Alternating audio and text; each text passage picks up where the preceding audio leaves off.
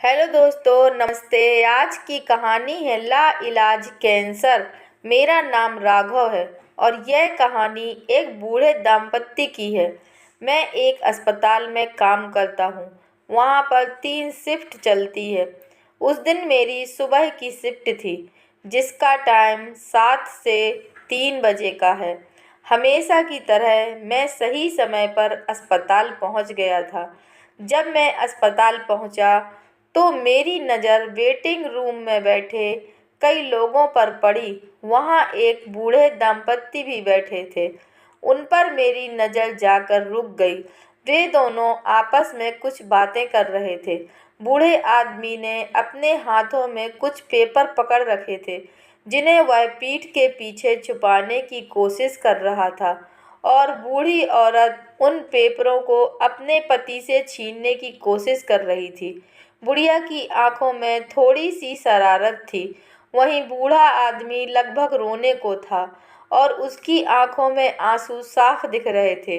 बूढ़ा आदमी बोला, इन पेपर में कुछ भी नहीं है, क्यों इनके पीछे पड़ी हो? बुढ़िया ने कहा, आज तक कभी कोई बात मुझसे छुपा पाए हो मास्टर साहब? वैसे भी एक शिक्षक को झूठ नहीं बोलना चाहिए। तो दिखाओ मुझे पेपर। बूढ़ा आदमी फूट फूट कर रोने लगा और बोला, तुम्हें कैंसर है। 1 महीने बाद तुम इस दुनिया में मुझे अकेला छोड़कर चली जाओगी।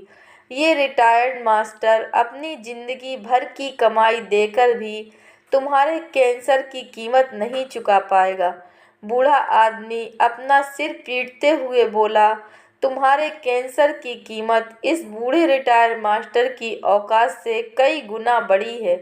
बूढ़ी औरत अपने पति के आंसू पोंछते हुए बोली, तुम्हारी औकात बहुत बड़ी है मास्टर साहब।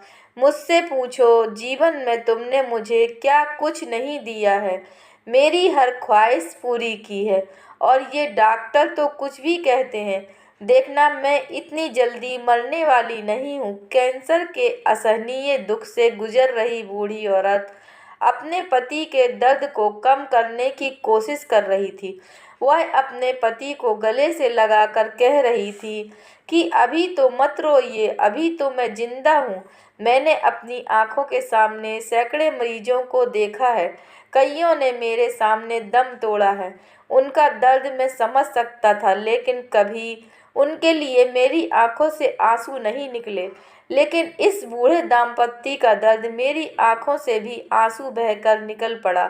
इससे पहले कि मैं इस दाम्पत्ति के पास जाकर उनको हमदर्दी के 2 बोल बोल पाता और उनका हौसला बढ़ा पाता, डॉक्टर हर्षवर्धन उसके पास पहुंच गए।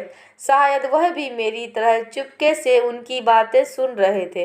डॉक्टर हर्षवर्धन ने उनके पास जाकर कहा, देखिए माँ जी, जीवन और मृत्यु का फैसला भगवान करते हैं। हम डॉक्टर्स भी सिर्फ कोशिश कर सकते हैं, और मैं पूरी कोशिश करूँगा कि आपको इस बीमारी से अलग कर सकूं। तब बूढ़े आदमी ने हिचकिचाते हुए कहा, लेकिन इसका इलाज तो बहुत महंगा है। तब डॉक्टर हर्षवर्धन बोले, आप उसकी चिंता मत कीजिए, इसकी जिम्मेदारी मैं लेता हूँ। बूढ़ी औरत ने डॉक्टर हर्षवर्धन से पूछा, लेकिन आप यह सब क्यों करेंगे? डॉक्टर हर्षवर्धन ने कहा, मैं तकरीबन 10 साल का था जब मेरी माँ कैंसर की बीमारी का शिकार हो गई थी, और मैं तब लाचार और मजबूर था। उन्हें बचाने के लिए मैं कुछ नहीं कर सका। तभी मैंने ठान लिया कि मैं डॉक्टर बनूंगा और इस बीमारी से हमेशा लड़ता रहूंगा। अगर मैं आपको इस बीमारी से निजात दिला सका, तो मैं समझूंगा कि मेरी माँ आपके रूप में कुछ और साल इस धरती पर जिंदा रह सकी। डॉक्टर हर्षवर्धन की बातें सुनकर बूढ़े आदमी और बुढ़िया के चेहरे खिल गए। उनके चेहरे पर उम्मीद की किरण जाग गई। दोस्तों, अगर यह कहानी आपको पसंद आई है तो कृपया लाइक कीजिए, शेयर कीजिए, और चैनल पर नए हैं कृपया चैनल को सब्सक्राइब कीजिए। धन्यवाद।